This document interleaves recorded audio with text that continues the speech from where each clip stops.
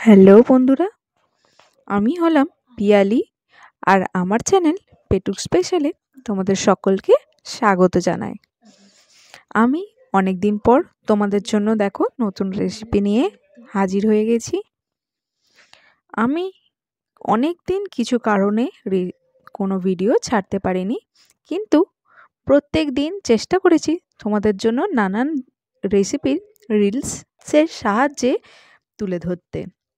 তোমরা চাইলে প্লিজ আমার চ্যানেলে গিয়ে চেক করে নিতে পারো। দেখো আজকে আমি তোমাদের জন্য কী রেসিপি নিয়ে এসেছি। আজকে নিয়ে এসেছি কড়াইশুঁটির কচুরি, মানে মটরশুঁটির কচুরি যেটাকে বলে। আমি জানি তোমরা অনেকেই অনেক রকমভাবে বানাও, তবে আমি কীরকম বানাই সেটাই তোমাদের সঙ্গে আজকে শেয়ার করব। দেখো প্রথমে বানাবার জন্য আমি নিয়ে নিয়েছি পরিমাণ মতো মটরশুঁটি, ছাড়িয়ে নিয়েছি। তোমরা যার যেরকম কম বেশি তোমরা নিয়ে নেবে।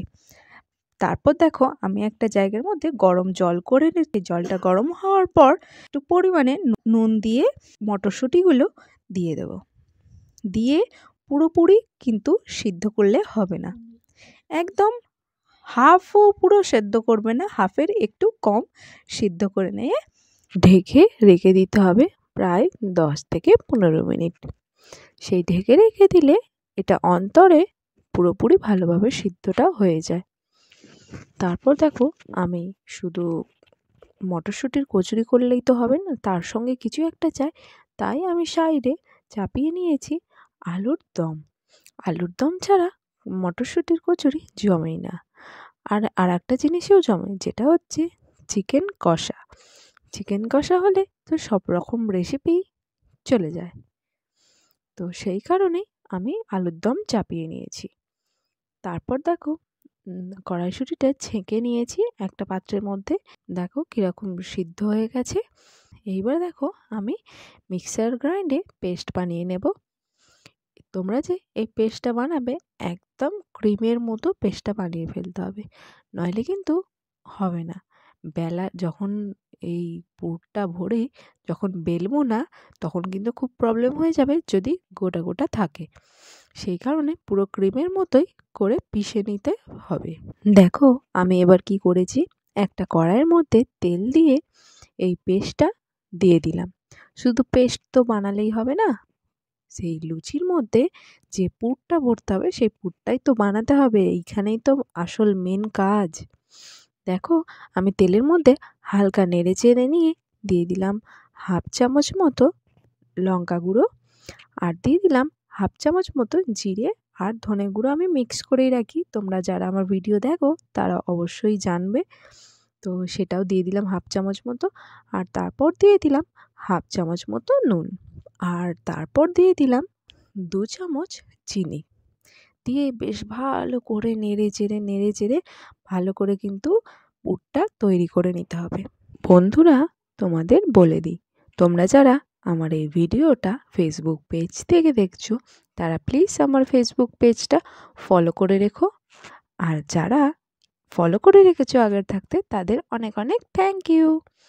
তারপর দেখো যাই তৈরি হয়ে আসবে দিয়ে দেবো আমি সেটার মধ্যে ছাতু 2 চামচ মতো দিয়ে দেব।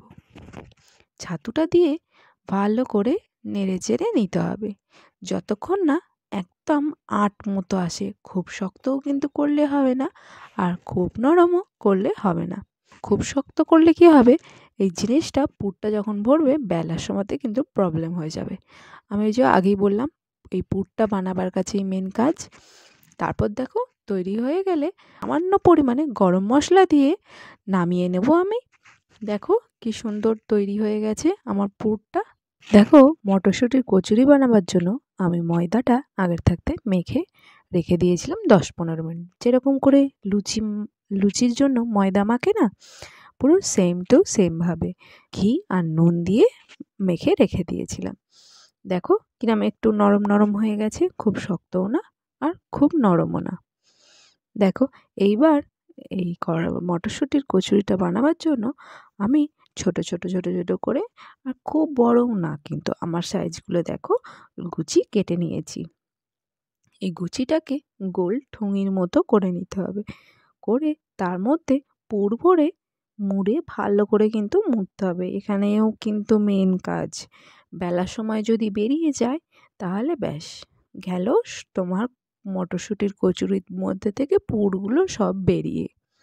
যখন ভাজবে না লেচির মধ্যে থেকে মটরশুঁটির যে পুরটা সব বেরিয়ে আসবে। এখানে মুড়বেও ভালো করে আর বেলতে হবেও কিন্তু খুব সাবধানে। আর দেখো আমি এরকমভাবে সবকটা লেচি তৈরি করে নিচ্ছি। পুরো এরকম গোল করে মুড়ে নিয়ে টিপে গোল পাকিয়ে নিতে হবে। আমাদের বাড়ি তো সকলেই এই রেসিপিটা খেতে খুব ভালো লাগে। তোমাদের কাদের কাদের এই রেসিপিটা ভালো লাগে আমাকে অবশ্যই কিন্তু কমেন্ট বক্সে জানিও। তোমরা যারা আমার ভিডিওটা ফার্স্ট টাইম দেখছো সাবস্ক্রাইব করে রেখেও কিন্তু তোমাদেরই নানান রকম সুবিধে পাওয়ার জন্য। আর বেল আইকনটা অবশ্যই প্রেস করে দিও, প্রেস করতে ভুলো না যাতে আমার ভিডিও তোমাদের কাছে সবার আগে পৌঁছায়। এইবার চলে এলো বেলে নেওয়ার পালা। ফার্স্টে দেখো চাকিটার মধ্যে ভালো করে তেল বুলিয়ে নেবে। বুলিয়ে নেওয়ার পর তারপর লেচিটাকে দিয়ে হাতে করে প্রেস করে করে করে করে ভালো করে একটু বড় করে নিয়ে তারপর হালকা করে ডলমটা বুলিয়ে নিয়ে একটু বড় করে দেবে। ব্যাস তাহলেই হয়ে গেল।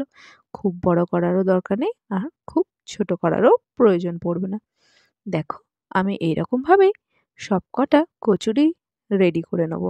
দেখো খুব বেশি কিন্তু চাপ দেবে না, খুব সাবধানে, আমি বারবার বলছি খুব সাবধানে এই জিনিসটা বেলে নিতে হবে। খুব চেপে দিলেই ব্যাস পুরো বেরিয়ে ভেস্তে যাবে জিনিসটা। দেখো আমার একটাও কিন্তু এখনো বেরিয়ে যায়নি। তোমরা এরকম ঠিক সাবধানে আস্তে আস্তে চেপে চেপে করে দেবে। তারপর দেখো এবার ফ্রাই করে নিচ্ছি কচুরিটার লাস্ট স্টেপ বানিয়ে নেওয়ার জন্য। দেখো এরকম ধীরে ধীরে ধীরে ধীরে বানিয়ে নেবে। ওই যে বললাম না বেশি চেপে বেলবে না। এই যে চেপে যদি বেলতে না সাইড দিয়ে সমস্ত পরিমাণে পুরটা বেরিয়ে যেত আর তেলও ঢুকে যেত কচুরিটার মধ্যে। দেখেছো কি সুন্দর দেখতে লাগছে, গোল ফুলকো ফুলকো মটরশুঁটির কচুরি রেডি হয়ে গেছে আমার। দেখো দেখো একটা ফেটে গেছে, দেখতে পেয়েছো? একটা ফেটে যাওয়ার কারণে তার মধ্যে থেকে সমস্ত পুরটা বেরিয়ে গিয়ে তেলের মধ্যে চলে গেছিল। পুরটা বেরিয়ে যাবে, তেল ঢুকে যাচ্ছে, সেই কারণে এই জিনিসটা হয়। দেখো তোমরাও এরকম ঘরে আস্তে আস্তে ট্রাই করে নেবে আর মনের মানুষকে অবশ্যই এই রেসিপিটা খাইয়ে দেখো। দেখো আমার সব কচুরিগুলো রেডি হয়ে গেছে। এই দেখো আর তার সঙ্গে আলুর দমটাও রেডি হয়ে গেছে। আমি একটা অন্য পাত্রে ঢেলে নিয়েছি। তোমাদের যদি অন্য কোনো রেসিপি জানতে চাও আমার কাছ থেকে প্লিজ কমেন্ট বক্সে জানিও। আর তোমাদের কাছের মানুষদের কাছে অবশ্যই আমার রেসিপিটা শেয়ার করে দিও, করে দিয়ে প্লিজ আমার পাশে থাকো এইভাবেই। আর দেখো আমি সার্ভ করার জন্য এইভাবে রেডি করে নিয়েছি। তোমাদের যার যেরকম ভালো লাগবে সেরকম করে সার্ভ করে নিও। চলো টাটা বাই, দেখা হচ্ছে নেক্সট ভিডিওতে। আর ততদিন তোমরা ভালো থাকবে আর অবশ্যই সুস্থ তো থাকবেই।